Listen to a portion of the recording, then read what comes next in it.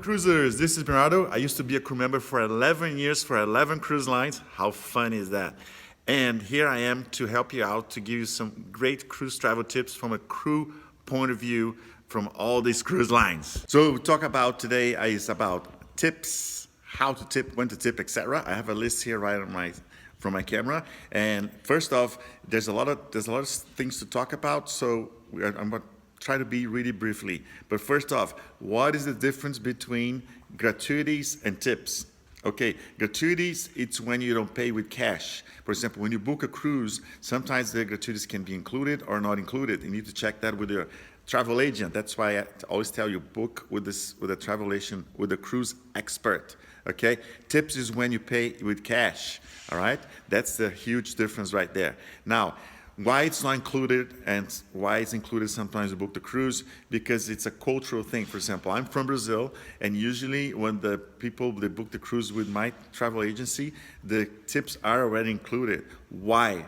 Because Brazilians, we don't have that culture about tipping. Okay? So people can be, since we have this cultural thing, they can just go ahead and remove the gratuities, and the waiters, they don't get paid, and it becomes a mess, and nobody's going to work for the cruise line. There's no cruise, blah, blah, blah. So that's the main reason, okay? Now, who to tip? Okay, independently, if you already pay your gratuities when you book a cruise, or your gratuities being deducted from your onboard account, because that's what happens when you don't pay your gratuities when you book a cruise. You get deducted from your account about $10 to $12 a day. Okay, it's still really recommended to tip. Okay, so you put that on the side, about $10 for your cabin steward, $10 for your for the assistant cabin steward, if there is one, find out, and then $10 for your waiter and $10 for your assistant waiter. Okay, that is really good, because these crew members, these professionals, they're responsible to assist not only you, but about 20 other guests, okay? So 20 other guests, so it's a lot of people to serve. Like for the cabin steward, it's about 15 to 20 cabins times 2, about what, 40 people, and the cabin stewards are responsible for the cabin. For example, if you want an extra pillow, or if the cabin is too hot, or you got flooded, or there's something it's like assistant that you need from the cabin, and because he's responsible for the cabin. So if you tip him, he's going to be more willing to help you and to assist you whatever you need, especially if you're traveling with kids or elderly people. Okay, same thing with the waiters. Like for example, you're picky with some particular things about the food, or if you didn't like some food, he's going to be more motivated. That's why sometimes for the American culture, which is really interesting, if the waiters get more motivated because they said, hey, I need to perform really well, because maybe they're going to remove the gratuities, because this can happen. Like, for example, you're on a cruise, and this happened to me as well, and the guy is not very nicely, he's not friendly. We ask him for stuff, he just bring whatever he wants, and whenever he wants, etc.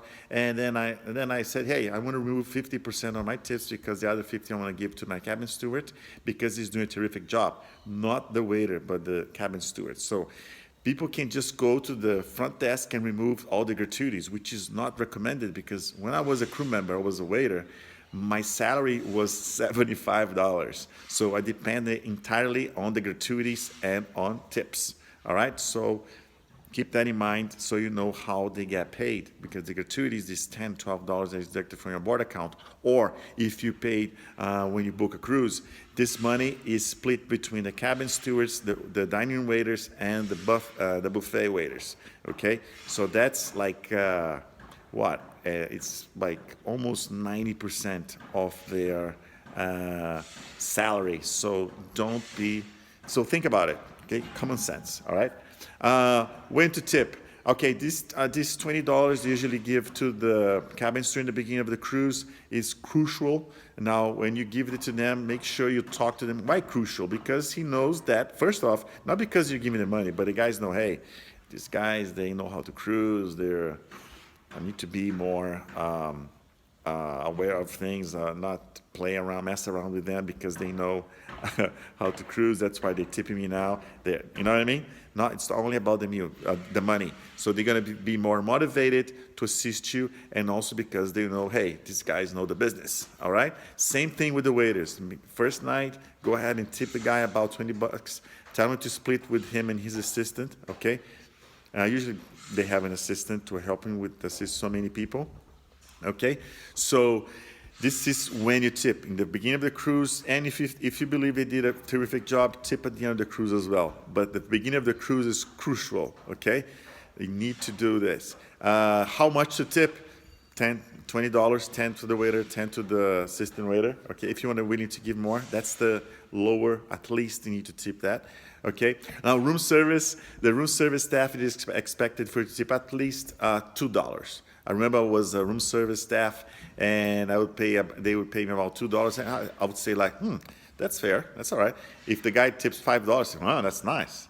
So if you know at least how much to tip, because some cruise lines, people are not tipping and they're just delivering. They're charging delivery service tariff.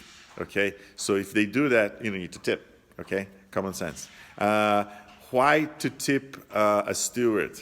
Because he's responsible about the cabin. Okay, how the crew get paid is when you pay the gratuities.